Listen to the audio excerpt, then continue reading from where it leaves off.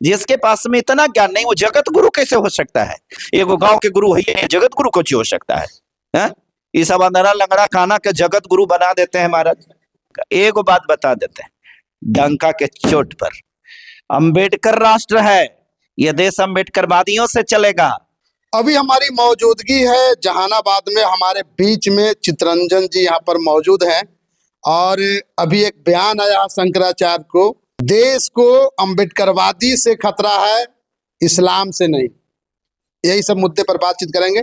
Sir, अभी जो शंकराचार्य जी का एक बयान आया है कि देश का अंबेडकरवादियों से खतरा है, इस्लामियों से नहीं, कैसे इसको देखते हैं?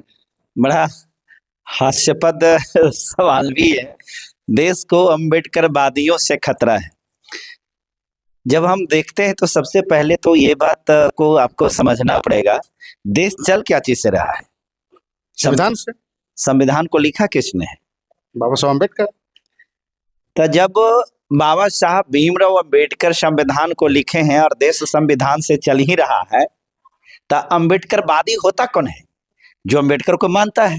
तो जो अंबेडकर को मानता है संविधान को मानता है, तो संविधान को मानने वाला से देश को खतरा कैसे हो सकता है?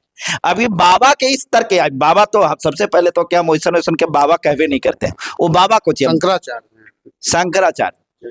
ये देखिए, खैर किसी के लिए शंकराचार्य हो सकता है, और जगत गुरु का है का महाराज, जेकरा पास में इतना ज्ञान नहीं है कि देश संविधान से चलेगा।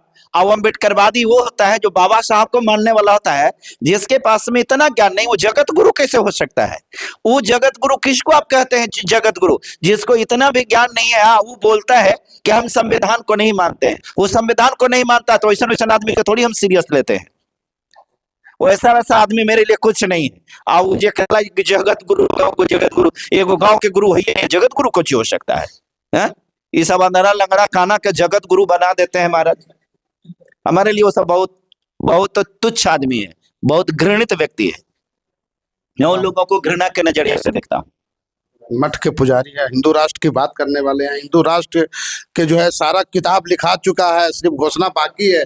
आप लोग कहते हैं ईसाई राष्ट्र के लिए हम भी किताब लिख चुके हैं, और मुस्लिम लोग भी मुसलमान राष्ट्र के लिए लिख चुका है, किताब लिख चुका है। ठीक है, कुछ राष्ट्र बनाइएगा। एक बात बता देते हैं डंका के चोट पर, अंबेडकर राष्ट्र है, यह देश अंबेडकरवादियों से चलेगा।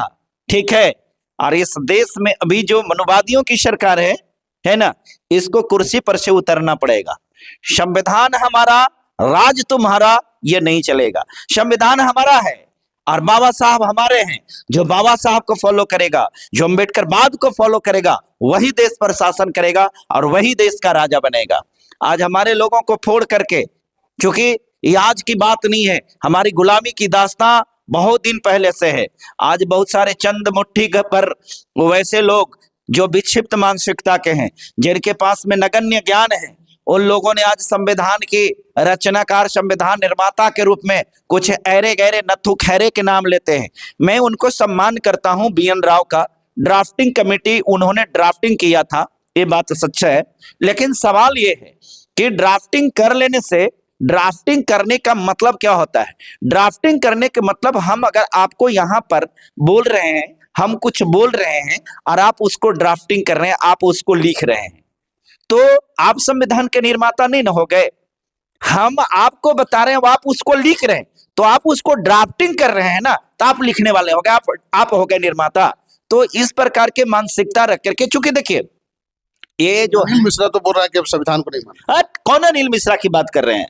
अनिल मिश्रा वो जो अभी जेल में गया था, सो अरे लतखोर है महाराज, उसको आप इतना सीरियस क्यों लेते हैं?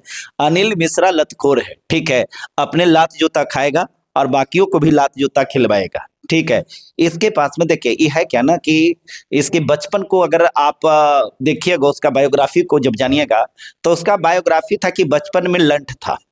ठीक है, और ये लंठाई करते करते ये चूंकि थोड़ा सा अपना परिवार में था, तो इसको थोड़ा सा एडवोकेट लाइन में ही चला गया है। लेकिन सच्चाई है, इसके पास में इन सारी चीजों की जानकारी नहीं है, और समाज को बरगला करके, लोगों को डाइवर्ट कर करके, और लोगों देश में आग लगाने का यह षड्यंत्र चल रहा है। अनिल मिश्रा को सीरियस लेने की जरूरत नहीं है।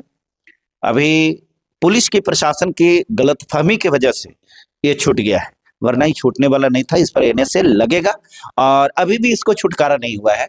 अभी सुप्रीम कोर्ट में लड़ाई जाएगी और वहां भी लड़ाई लड़ी जाएगी।